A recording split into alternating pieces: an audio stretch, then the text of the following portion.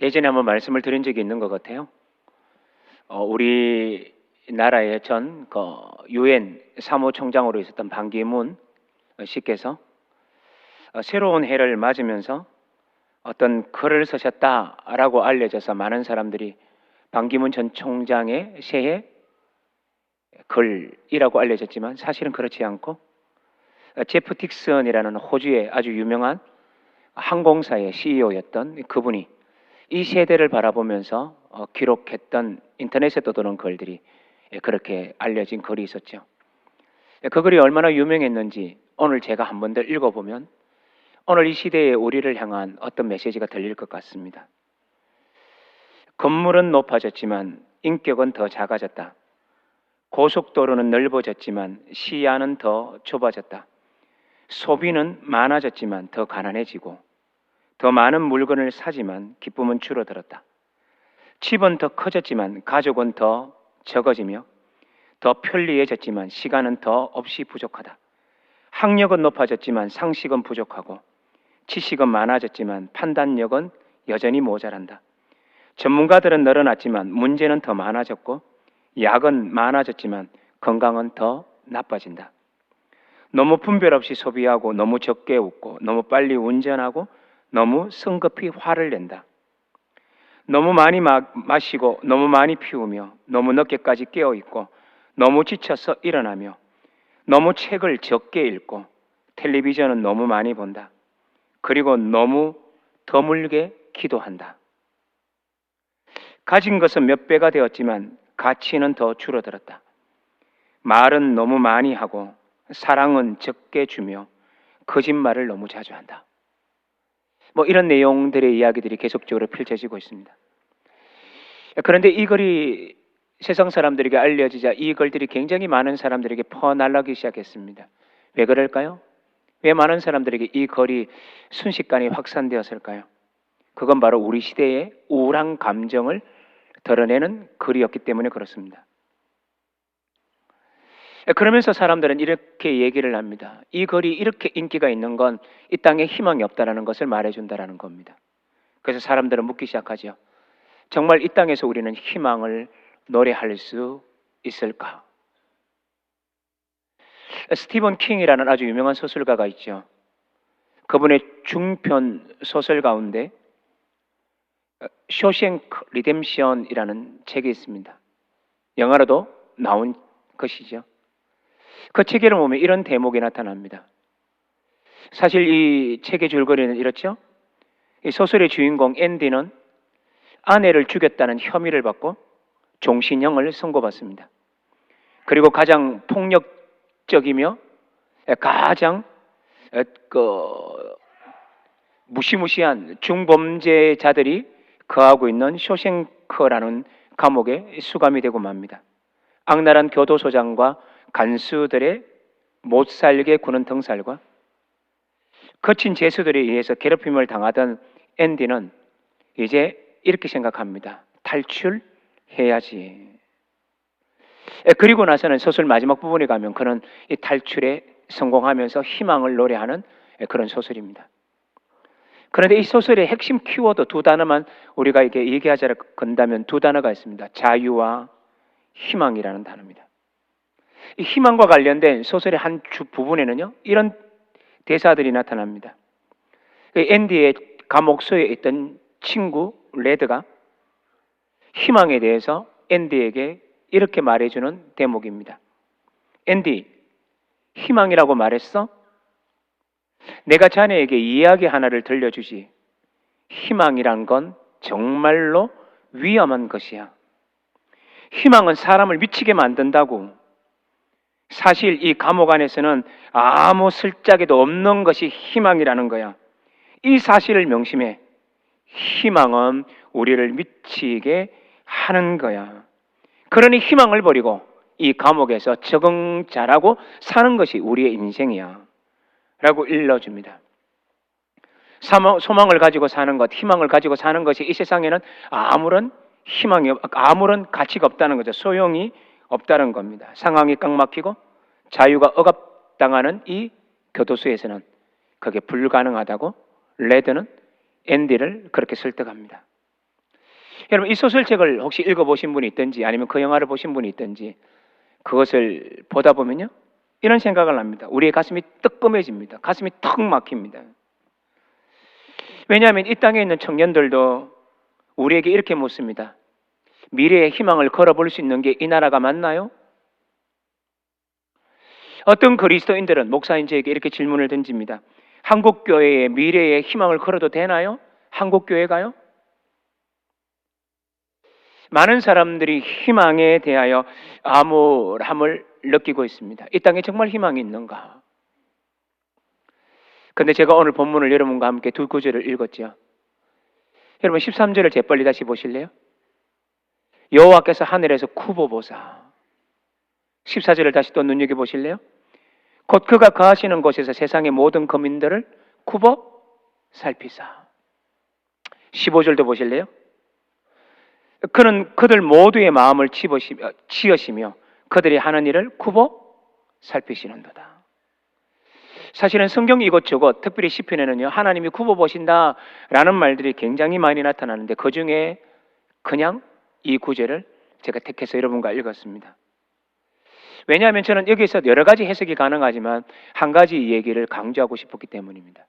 쿠보 살피다. 여러분 쿠보 살피다라는 말 뜻이 뭐죠? 어떤 게 쿠보 살피다입니까? 키가 큰 사람이 어른이 아주 어린아이를 볼 때 어떻게 봐요? 위에서 내려다보면서 얘야 라고 말하지 않습니다. 대부분의 사람들은 어린아이와 눈을 맞추기 위해서 몸을 쪼그리죠. 그리고 주저앉아서 어린아이의 눈을 맞추면서 대화를 겁니다. 얘야 오늘은 어땠니? 그러면서 말입니다. 그런데 오늘 본문에서는 하나님이 굽어 살피신다라고 우리에게 말씀합니다. 하나님이 굽어 살피신다는 말은 하나님의 허리를 숙이신다라는 겁니다. 이 말을 또한 다른 말로 바꾸면 우리의 상황, 희망 없는 상황, 우리의 형편들, 이 땅의 세상을 하나님이 보신다라는 말씀과 다름이 없습니다. 그러니 하나님이 굽어 살피신다라는 말의 의미를 오늘 이 성탄절에 꼭 전하고 싶었던 또 하나의 이유가 있다면 하나님이 우리의 어떤 힘겨움이 있는지를, 우리 마음속에 어떤 슬픔과 예통이 있는지를, 우리가 우리의 미래를 향한 도전 앞에 얼마나 머뭇거리고 두려워하는지를 하나님은 우리 각자의 마음을 보고 계신다는 것을 말하고 싶었기 때문입니다. 바로 여기에서 하나님으로부터 오는 모든 좋은 것들이 시작된다는 것을 우리는 기억하셔야 됩니다. 제가 여러분에게 누누이 강조하는 말, 우리의 아픔의 소리에서, 그리고 우리가 하나님 앞에서 아파하면서 우는 그 모습에서, 그리고 그것을 보고 그 소리를 듣는 거기에서 모든 성경에 나타나는 구원이 시작된 것이라는 것을 우리는 기억해야 합니다. 성탄이라는 말의 의미가 그렇습니다. 언제나 하나님은 우리를 보십니다. 우리의 마음이 어떤지, 우리의 삶이 어떤지, 이 땅이 어떤지, 이 지구상이 어떤지를 하나님은 지금도 굽어 살펴보고 있습니다. 여러분 나인성 과부의 얘기를 아실 겁니다. 과부였는데 독자가 목숨을 잃고 세상을 떠났습니다. 장래에 웅그를 메고 나인성 기쁨의 도시에서 나오고 있었을 때 주님은 뭘 보셨죠? 웅구 행렬의 장대함을 보셨습니까? 주님은 뭘 보셨죠? 다른 어떤 것을 보지 않습니다. 주님의 눈은 울고 있는 여인, 아들을 잃어서 애통해하고 있는 여인, 가슴 아파 어찌할 바 말지 못하는, 미치지 않고는 살 수 없는 여인을 하나님은 바라보고 있었다는 것을 우리는 기억하셔야 됩니다. 하나님이 보신다, 하나님이 굽어 살피신다는 말은 우리의 아픔의 눈높이까지 내려와서 우리를 보신다라는 것을 우리는 기억해야 됩니다. 성탄은 바로 이와 같습니다. 여러분 저는요 이런 성탄의 의미들을 원초적 복음과 관련해서 짧게 한 2분 정도만 더 말씀을 드린 후에 저는 오늘 말씀을 마무리하려고 합니다. 여러분 성경 속에 나타났던 하나님이 인간을 향한 첫 질문, 제가 몇 번이나 말씀드렸죠. 성경에 나타나는 하나님께서 인간에게 하셨던 첫 질문 기억하시나요? 그 말씀은 이것입니다. 아담아 어디 있느냐? 성경 속에 나타났던 하나님의 첫 질문은 다른 말이 아니라 아담아 어디 있느냐라는 얘기입니다. 네가 어디 있느냐라는 말이죠. 아예카라는 단어입니다. 아옒이라는 말의 의미는 뭐냐면 그 장소, 너 어딨니? 했을 때 어디라는 말을 강조하고요. 너라는 말로 카라는 붙였던 단어입니다. 너무 짧은 단어입니다. 그러니 바로 직역하자면 너 어디? 너 어디? 라고 묻는 질문이라는 겁니다. 여러분, 하나님께서 아담이 어디 있는지 몰라서 물었을까요? 그렇지 않습니다. 아담이 어디 있는지를 다 알고 있습니다. 그럼에도 불구하고 아담아 네가 어디 있느냐라고 묻는 의미는 다른 의미라는 겁니다. 거기서 말하는 어디라는 것은 네가 있어야 할 곳이 어디냐? 나무 뒤에 숨어 있을 거냐? 울고만 있을 거냐? 희망을 잃었다고 주저만 앉아 있을 거냐? 내 인생은 끝났다라고 하는 그 장소에만 네가 있을 거냐? 네가 있는 장소가 거기에야 되느냐? 라고 물으시는 하나님의 도전의 질문일 수 있다는 겁니다. 그렇다면 네가 어디라고 묻는 이 어디라는 말은 이제 이것을 역으로 얘기하자면 이런 뜻입니다. 네가 있어야 할 장소가 어디냐? 네가 머물러야 할 장소는 어디냐? 네가 어디에서 살아야 하느냐라고 묻는 질문이 어디 있느냐? 너 어디 있느냐라고 묻는 하나님의 질문의 의미라는 겁니다. 바로 이 대목에서 원초적 복음이 담겨져 있습니다. 그리고 나서 주님은 어떻게 합니까? 가죽옷을 만들어 아담에게 입힙니다. 그의 죄를 용서하시고, 즉 이 말을 이제 우리 쉬운 말로 바꾸면 어떤 의미입니까? 가죽옷을 입혔다는 말은 내가 너를 용서했다는 말입니다. 다른 말로 바꿀까요? 가죽옷을 입혔다라는 말은 다른 말로 바꾸면 하나님이 우리를 용서하셨을 뿐만 아니라 우리를 안으셨다라는 말로 우리는 해석할 수 있는 대목이라는 겁니다. 그러니 아담이 있어야 할 장소는 나무 뒤에 숨어서 벌벌 떠는 장소가 아닙니다. 애통과 슬픔 가운데 주저앉아야 하는 것이 우리가 있어야 할 장소가 아니라는 겁니다. 하나님이 우리에게 있어야 할 장소는 이렇게 말합니다. 내 품에 안기렴, 내 안에 들어오렴, 나의 품에 안겨 살아가렴 이라고 말하는 것이 바로 창세기에 나타났던 원초적인 복음이 우리들에게 말씀해 주는 겁니다. 이제 말씀의 의미를 충분히 말씀드린 것 같습니다. 어제 제가 이런 말씀을 드렸죠. 땅에서는 하나님의 기뻐하심을 입은 사람들 중에 평화로다. 평화. 하나님의 샬롬의 의미가 뭐라 그랬나요? 앤더슨이라는 유명한 신학자는 이렇게 말한다 그랬지요. 평화란 다른 것이 아니라 하나님 품에 있는 것이 평화다. 다른 말로 바꾸자면요, 평화는 어떻게 옵니까?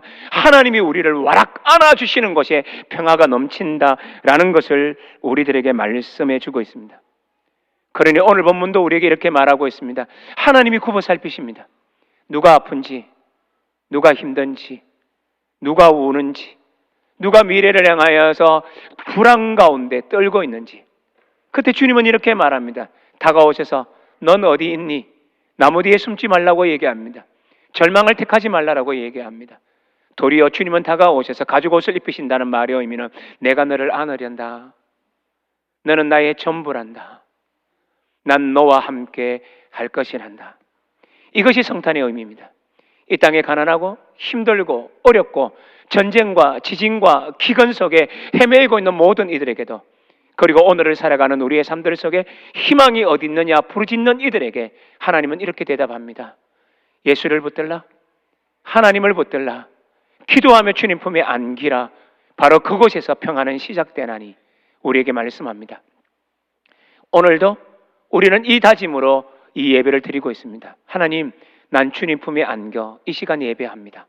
하나님, 우리의 삶이 주님 품 안에 안겨 늘 살겠습니다. 그렇게 함으로 말미암아 성탄의 기쁨이 우리 모든 성도들에게 언제나 가득하기를 주 예수 그리스도의 이름으로 여러분 모두를 축복합니다. 하나님이 우리를 안으실 때 평화가 넘칩니다. 이 말씀을 가슴 속에 아로새깁니다. 너 어디 있느냐? 두려움 속에 나무 뒤에 숨지 말고 애통하고 예한하며 쩔쩔매며 겁내지 말고 눈을 감고 주님 품 안에 안기라. 주님 우리에게 손 내밀고 계십니다. 주님, 우리가 언제나 기도하며 주님 품 안에 안기게 하시고 우리의 마음을 하나님께 아뢰므로 하나님께 안기게 하셔서 믿음의 손을 가지고 주님 품 안에 안겨 살아가는 우리 모두가 됨으로 말미암아 성탄이 우리에게 제공하셨던 이 평화 속에 날마다 거하며 살게 하여 주옵소서.